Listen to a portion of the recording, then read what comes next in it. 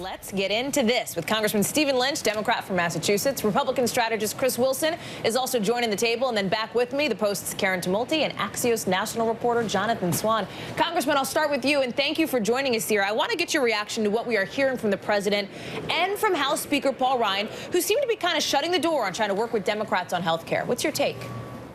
Well, I think the president has a lot of trust that he has to build up between the Democrats and the White House. Right now, the Trump administration has taken really a scorched earth policy with respect to all of the issues that have come up recently.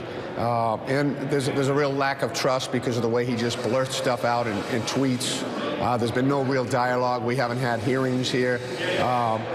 The health bill was never even in print, the final version. We were supposed to vote on it that afternoon. So they've got to change their way of operating. And in addition, he's done a lot of things by executive order. You know, he's got a federal hiring freeze that prevents our veterans from coming back from Iraq and Afghanistan and going to work for the federal government. At the same time, he can't hire people from Goldman Sachs fast enough. So he's got a real credibility gap with the Democratic Party. Well, and look, I'm a moderate, so if he's got a problem with me, he's got a problem with a whole lot of people on the Democratic side.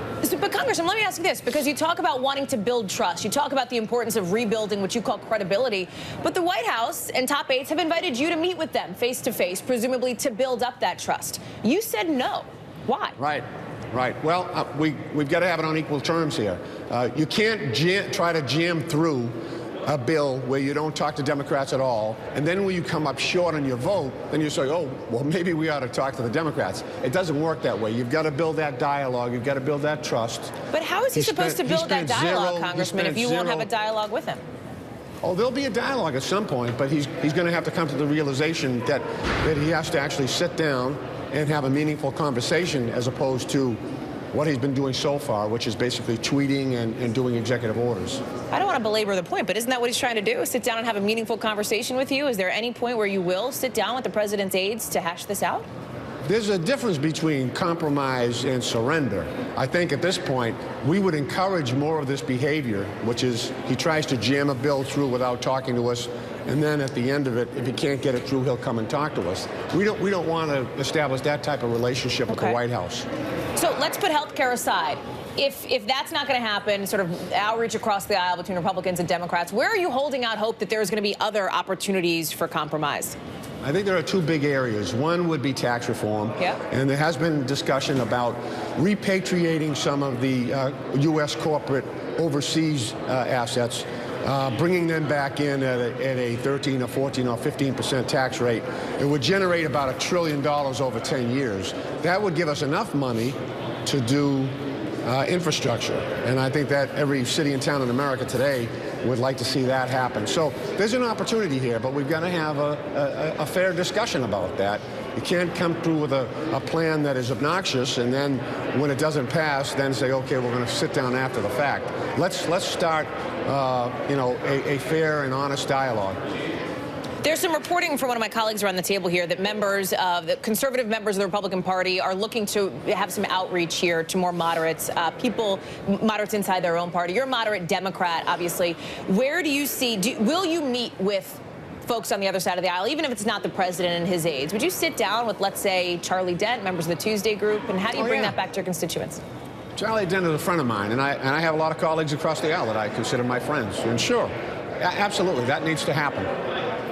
All right, Congressman Lynch, thank you very much for joining us here. Lots to talk about, not just health care, but tax reform and infrastructure as well. I'm sure we'll have you back. I appreciate it.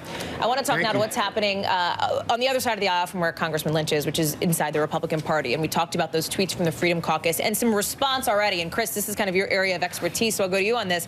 Because we've seen, for example, Thomas Massie, not a Freedom Caucus member, but kind of a buddy of him, say, it's a swamp, not a hot tub. We both came here to drain it, aiming at the president. Swamp care pulls 17%. Sad. We talked about Justin Amash saying it didn't take long for the swamp to drain Donald Trump. No shame. Jim Jordan was responding just a couple of minutes ago as well. And I believe we might have that soundbite ready to go to play for you to give you a sense of how the Freedom Caucus is reacting. Listen. We don't have it. He essentially said, we're trying to help the president. Where does this go? Well, I mean, this is conservatives at war with each other. Well, it is. Jim Jordan's exactly right. They are trying to help this president. I mean, what it shows... It's a weird kind of help, though. Well, they stopped a bill that would have probably defeated Republicans at every level in 2018. And the problem is that what happened, and you got to agree with Lynch a little bit on this was a bill that did not have a lot of collaboration. Now, once it was submitted, their collaboration attempts were made. And for those who, and Jonathan has a great piece this morning and talks about some of the efforts that have been made by the Freedom Caucus to reach out and bring others in to discuss it and find the opportunity to get to yes. I heard Mark Meadows, when this bill was first presented, say our goal is to get to yes on this. So anyone who represents their position differently is just wrong. But the bill as it was written, had it been passed, had that been signed by the president, it would have been devastating Republicans. It was supported by less than 1 in 5 Americans. But you just said anybody who's trying to represent their position as anything other than getting to yes is wrong. But President Trump himself has seemed to indicate that. So he's wrong? Is that what you're saying? I'm saying that if he does not feel like he can sit down and work with the Freedom Caucus, then he can't work with anyone. He's got the Freedom Caucus that has actually made a significant effort here to find a bill that they can all get to and vote with. And they've worked aggressively with members of the Senate to be able to redesign this bill and get it to a place that can be passed, because it could be reformed and they could get something passed. And let me be clear, they have to get something passed, because they don't, and they go to 2018 election having done nothing on this, and Republicans are going to see the same effect that have occurred to Democrats since 2008. Chris mentioned your piece, Jonathan, that hit Axios Live, I think, 30 seconds after we went to air here. Walk us through it. The Republican conference at this point is a dumpster fire.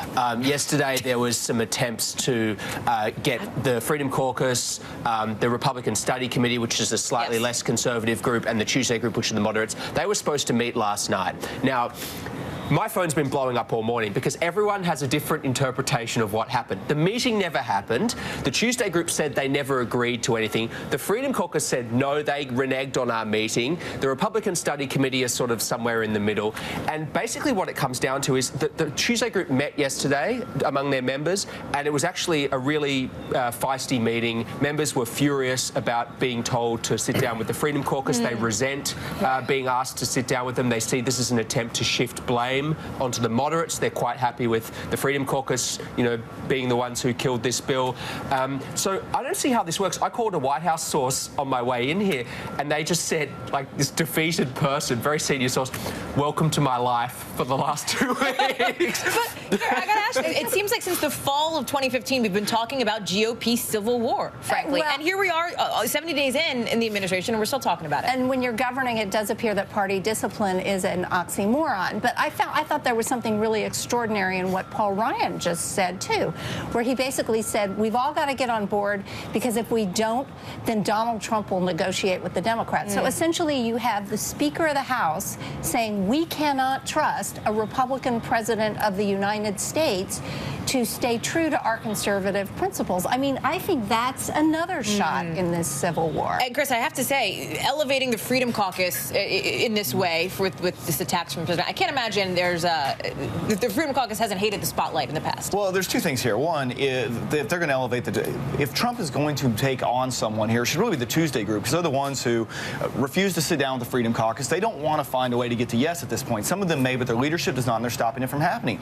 But if the Democrats are smart, they would work with Donald Trump to try and get this done. But the challenge is the entire Democratic Party is the Freedom Caucus of the left. I mean, they do not have a moderate wing that allows them to try and push it to the right. And their base would cause them more problems than it's worth in 2018 if they did sit down and try and get something done. I have a feeling we will be talking much more about this in the weeks to come. Thanks for joining us here on Set, Chris. I appreciate it. Karen and Jonathan are going to hang out, because when we come back...